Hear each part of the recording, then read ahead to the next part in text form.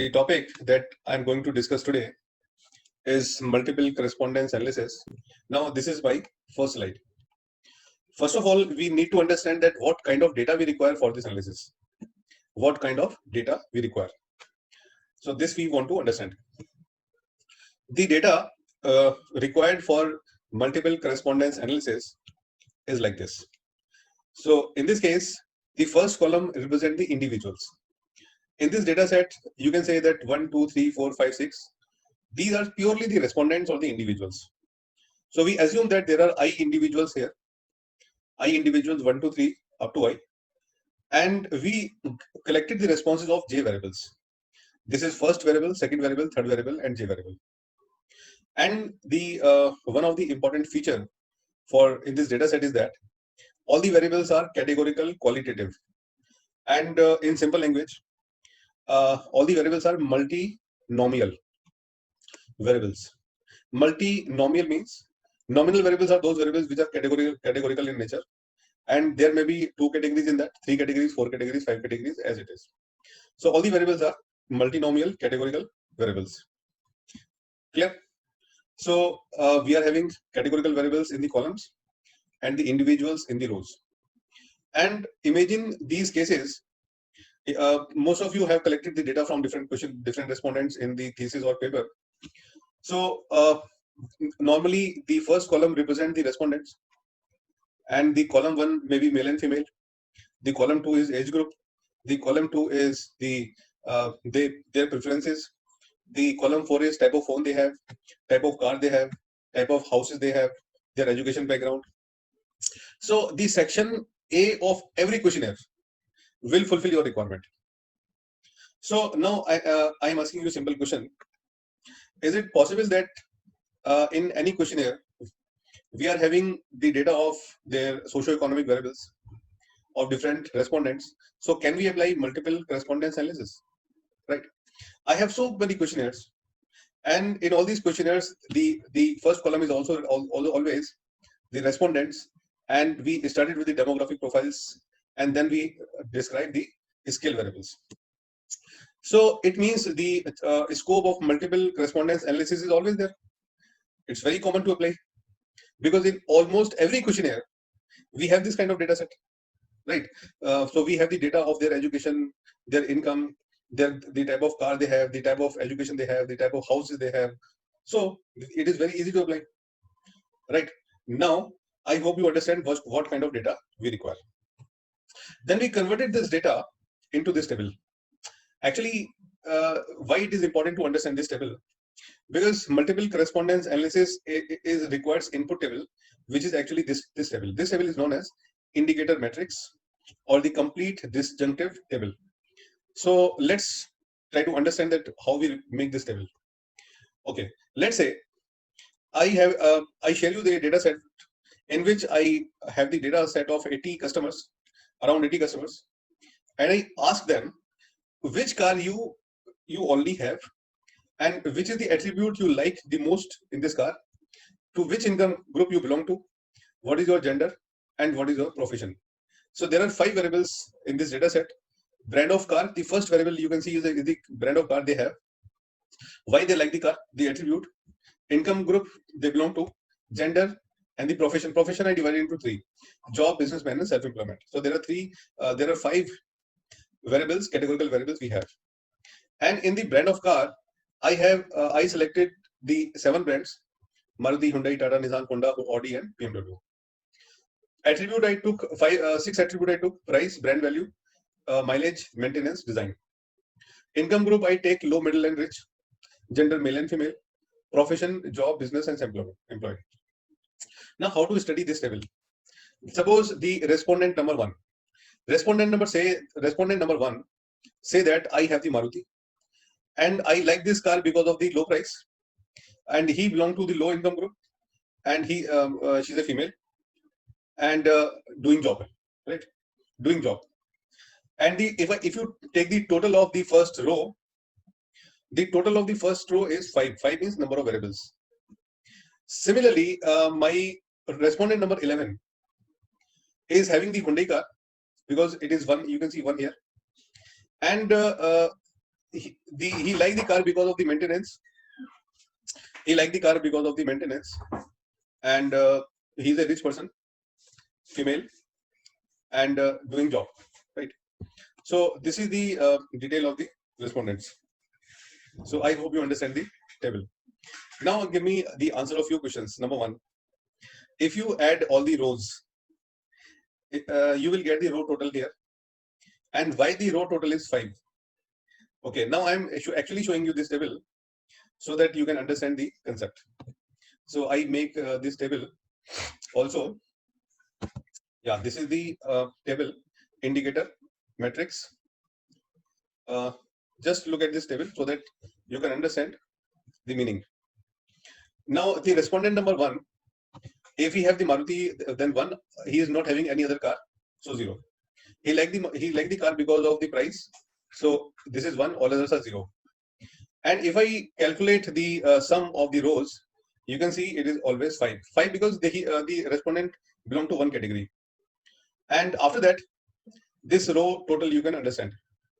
And if I divide each number by the row total, so every value will be 1 upon 5. So if I divide first row by 5, the every value you will get is 1 upon 5. Similarly, if I calculate the total of the column, so you can see that total of the column, like this is 10. 10 means there are 10 customers who like the Maruti. This is 9. There are 9 customers and 9 respondents who have the Hyundai car. This 9, the third car is Tata. So there are 9 people who respondent who have the Tata. And 7 means the 7 respondent like their car because of the price. So this is some, okay, this is 35. Like this brand value, 35 respondent like the car because of their brand value. So if I divide all the numbers by the column total, so this this only indicate the proportion, like 1 upon 9. So this person is 1 upon 9th person who like the Maruti.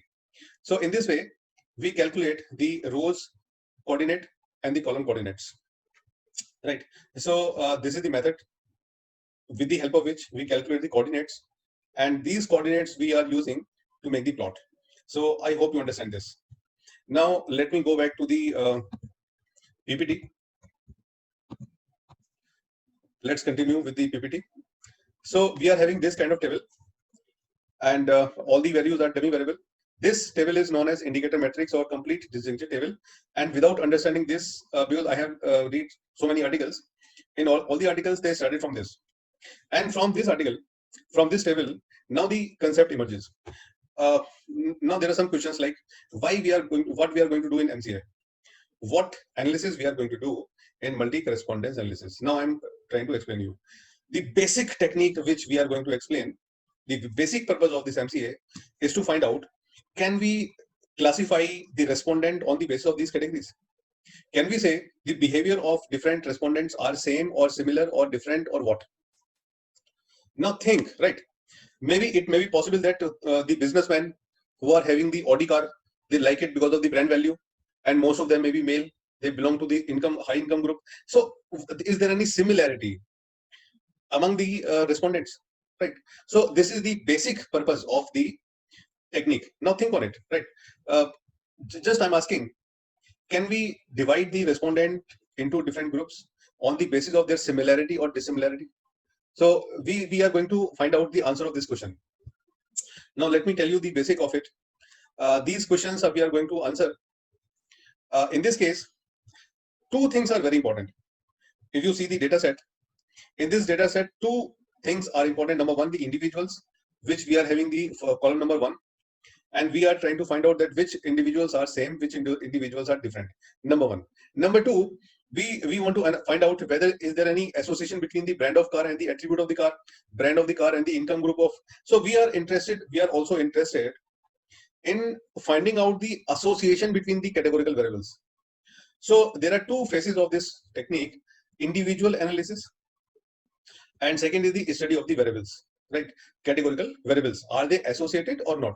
So we are having some questions like whether individuals have similarity with respect to the category variables. This is the most important question which we are going to find out, analyze, or find out the answer with the help of multiple correspondence analysis. Now we are also interested in finding out that whether the categories are associated. Can we say the brand of car is associated with the attribute?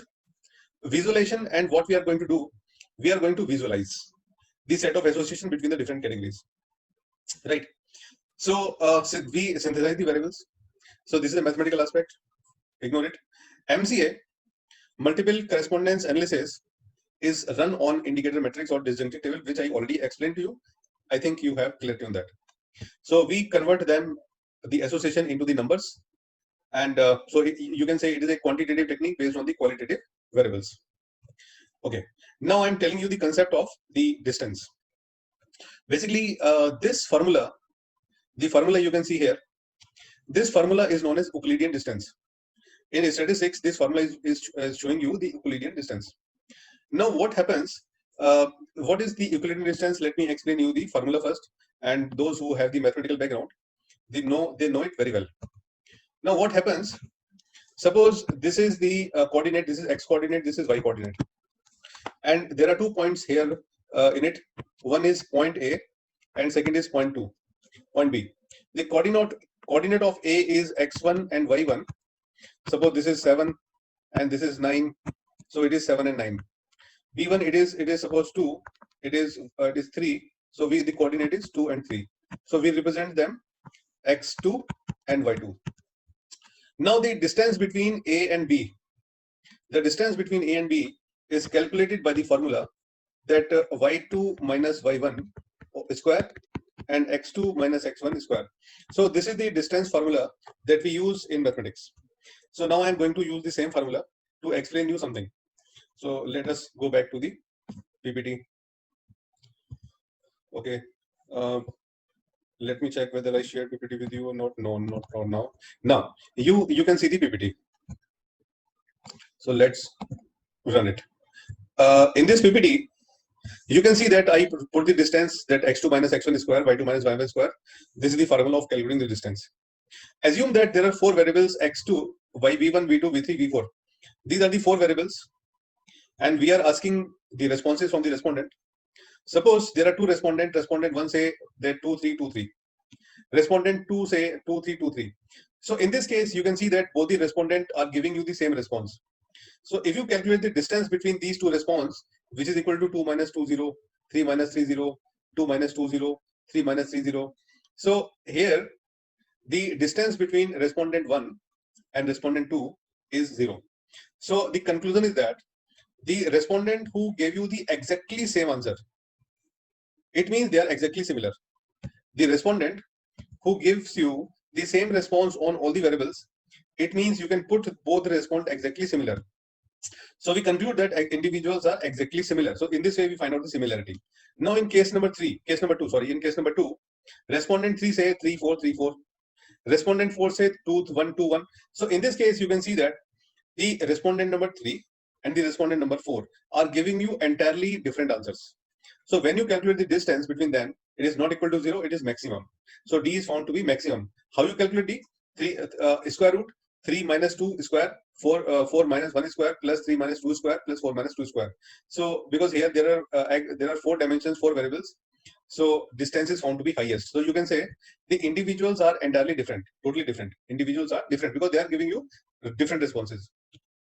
Similarly, in case number 3, if you see only one response is different, otherwise all responses are same. So if you see the responses, so here we can say that because 3 responses are same, one response is different. So they are similar. They are quite similar. So in this way, we define the similarity and the dissimilarity of the individuals on the basis of distance. And what MCA is doing, what multiple correspondence analysis is doing, multiple correspondence analysis study the inter-individual variability.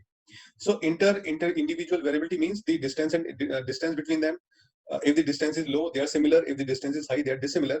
So MCA study there, this concept is known as inter-individual variability. This is nothing, it is a set of similarities and differences for the individuals on the basis of their distance. So on the basis of their distance, this MCA study inter-individual variability using the multi-dimensional point of view. So what we are going to show, we are going to represent this similarity and dissimilarity on multiple in the form of the graph using the two dimensions, x dimension and y dimension. So and on the basis of similarity and dissimilarity, we apply a technique called principal component analysis. We know that we apply this technique in factor analysis. And this MCA will tell us, MCA means multiple correspondence analysis, will tell us how the different individuals are different with respect to selected categories, right? So I hope you are having now some idea that what we are going to do. So this individual variability is important to categorize the respondents, whether they are similar with respect to category or they are dissimilar with respect to category. Now, the formal definition of multiple correspondence analysis. So this analysis is also known as homogeneity analysis, because we are going to find out that which individuals are homogeneous and which individuals are heterogeneous or different. So therefore, this technique is also known as homogeneity analysis. So the purpose of multiple correspondence analysis is to find out quantifications that are optimal in the sense that the categories are separated from each other as much as possible. This means the object means the respondents. The objects in the same category are plotted close to each other, and objects in different categories are plotted as far as possible. So when you see the graph, you can find out the respondent which are similar, they come together in the graph, and the respondent which are different, right, where the distance is very high, they are plotted at distance. So distance is very important here in the plots. The two people who are near, it means they are similar, and who are far, it means they are dissimilar. The term homogeneity also refers to the fact that the analysis will be most successful when the variables are homogeneous. In that case, all the similar individuals will come together and make a cluster. So that is when they partition the objects into clusters with the same or similar categories. Okay, now let's move to the next. Now I'm going to explain you the purpose of the how to do multiple correspondence analysis.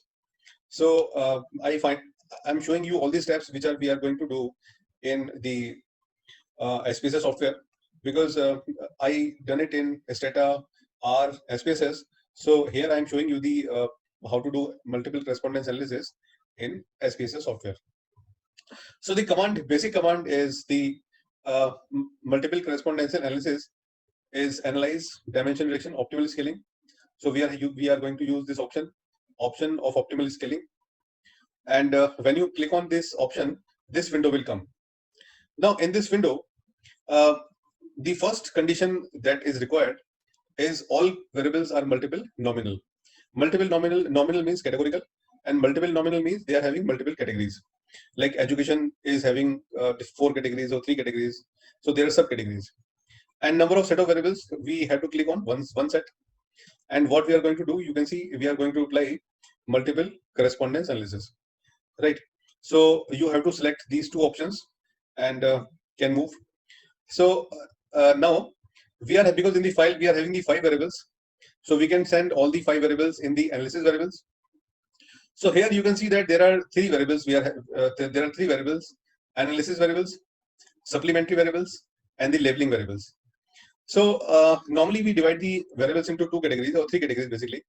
Basic categories are 2. One is called activity variables. The variables are divided into 2 categories: activity variables and supplementary variables. Like for example, if you ask the respondents that how you can pass the time, it is activity variable. Which car you have? Activity variable. Why you collect the car? Activity variable. But some variables you can put as a labeling variables or also supplementary variables. Like gender, if you want, you can keep in the supplementary variable, right? So because gender and the male and female are not the activity variables, so they are the supplementary variables.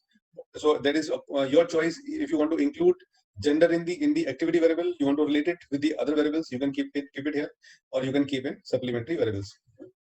Labeling variables, normally we put if you have the respondent names, if you have the name of the companies, if you have the name of the respondents, so you can put them in labeling variable. So what we have to do, we transfer the variables in analysis variables. After that, okay. Now one thing more, you can see there are 2 type of options in the right hand side. One is discretize, missing, options, output, save, and then plots, objects, and variables. So because we are going to make different plots, so this plot option is very important. So first of all, we click on the object plot and then we click on the variable plot. So first of all, I am going to click the object plot and then I will click on the variable plot. So these two plots are very important for multiple correspondence analysis. So let's click.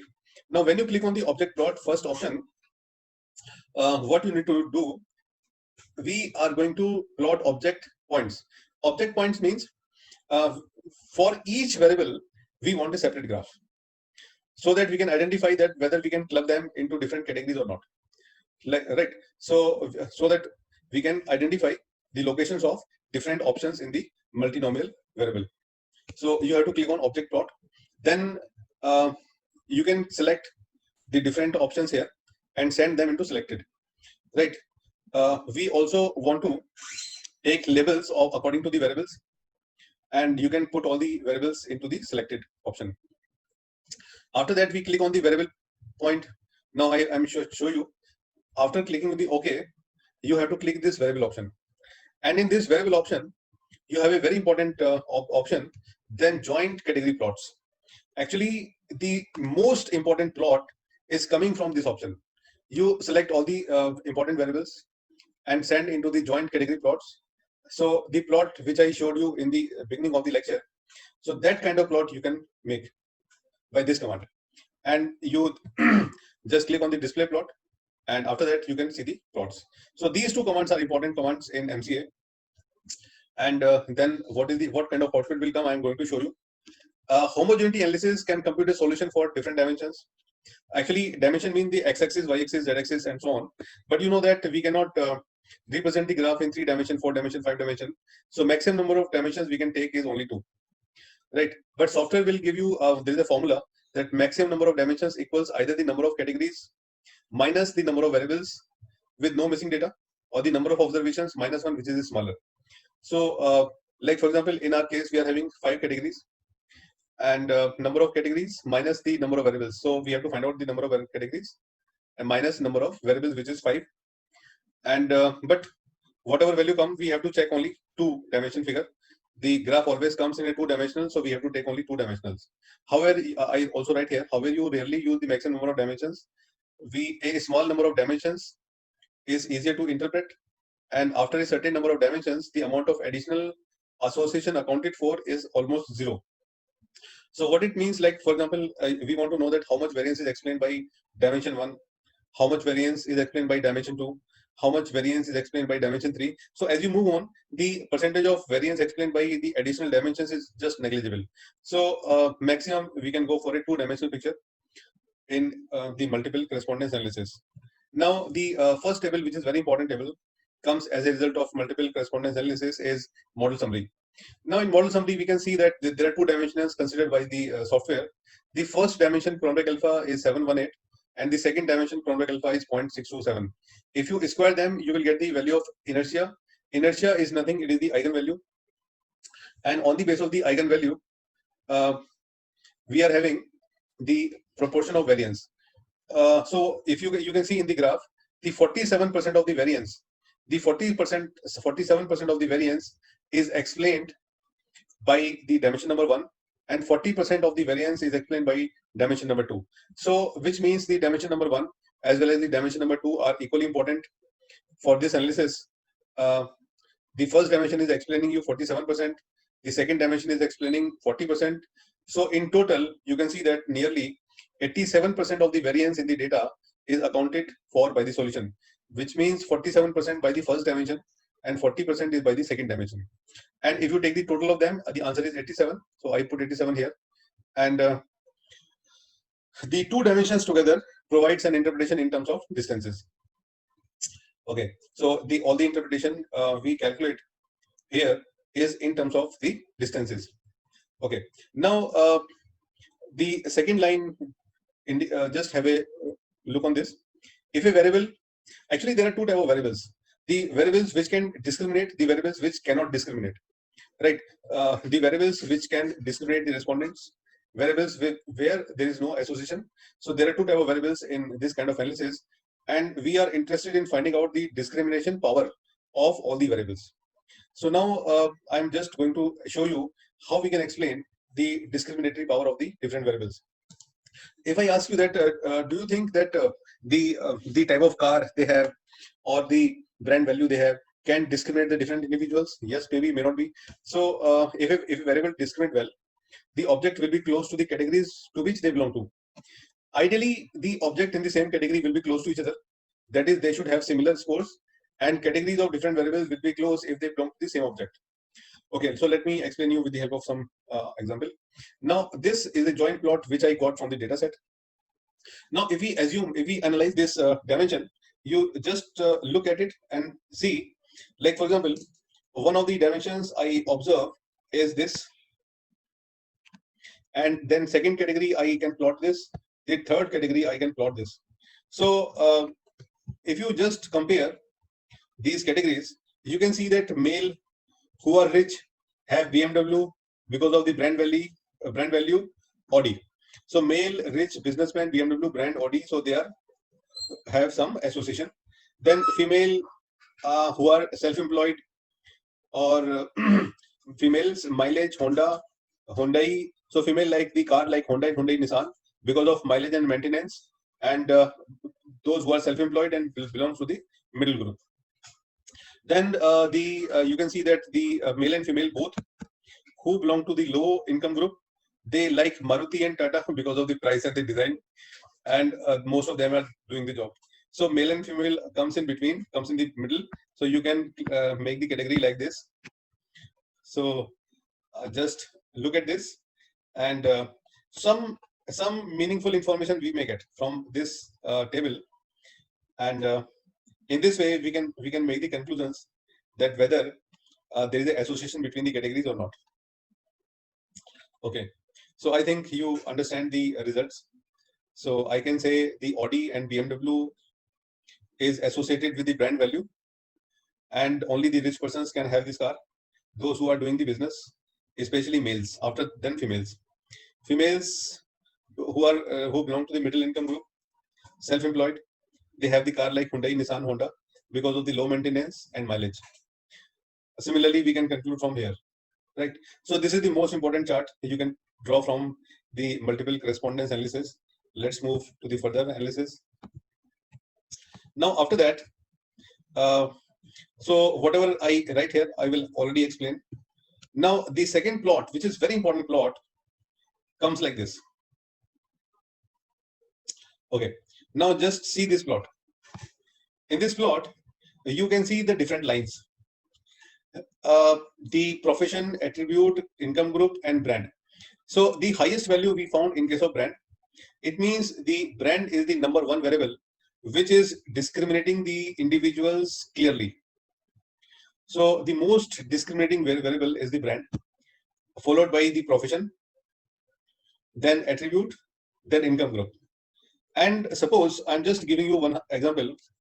Suppose I have the line like this, or I have line like this. So this line, this variable means this variable indicate that the the respondents are categorized on the basis of the dimension 1. In dimension one, this variable is making a significant contribution in classifying the respondents on the basis of dimension 1. Similarly, this variable number 2, have a strong discriminative power on the basis of dimension number 2. But because in our study, we are having in middle, the angle is approximately 45 degree. So we can say that these variables are equally important for dimension 1 and dimension 2. And because they are comes in middle, and the brand is the most powerful variable which is helping in discriminating the individuals. Okay, now let's see these 3 important conclusions here. Like for each variable, a discrimination measure which can be regarded as the square component loading is computed for each dimension. Okay, so this is dimension 1 and this is dimension 2. And if you can see the value of brand, the brand is approximately 0.81 in dimension 1 and 0.7 something in dimension 2. So this measure is also the variance of quantified variable in that dimension. It has a maximum value of 1, and which is achieved if the scores falls into mutually exclusive category groups and all object scores within a category are identical, right? So these lines are explaining you the discriminatory power of the variables. Large discrimination measures corresponding to a large spread among the categories of the variable and consequently indicate a high degree of discrimination between the categories of variables along that dimension. Now we are interested in finding out the each row points. So I am showing you three different points, like this is the car brands. You can see that the BMW and Audi is coming in this sector. So BMW and Audi, most of them comes in this sector. Maruti and Tata comes here. The Hyundai Nissan comes like here. So there are three categories of car: category number 1, category number 2, and category number 3. Right. Similarly, we will also find out the other classifications. Now, in this case, by attribute. So here you can see that the brand value and comes here. The price and design comes here. Maintenance and mileage comes here. So these respondents like the mileage and the maintenance. These customers like brand value. These customers like the price and the mileage. So this is the classification of different customers on the basis of the attributes. Similarly, if you see the next picture, so here you can see that on the basis of the income, the behavior is coming different. The rich people comes here, middle people comes here, low income people comes in this cluster. Similarly, male and female, we are not classifying on the basis of male and female. So male and female are everywhere. So this gender is not a classifying variable in our study. Right. So this is the concept of multiple correspondence analysis. Now I'm showing you with the help of the demonstration.